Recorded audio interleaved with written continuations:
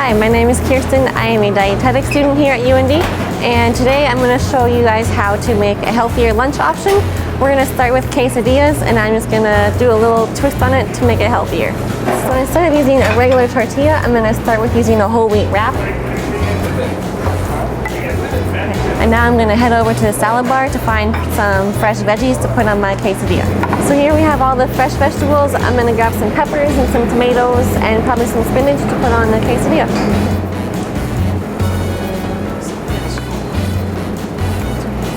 Alright, so now we'll head over and get in line for a quesadilla.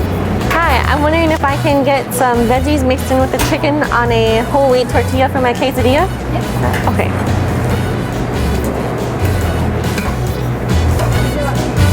Yes, please.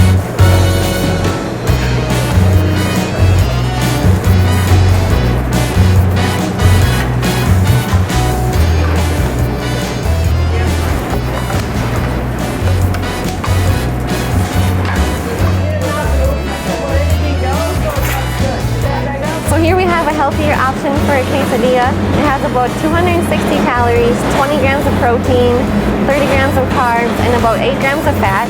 And so it's just a healthier version of a quesadilla to add to your lunch.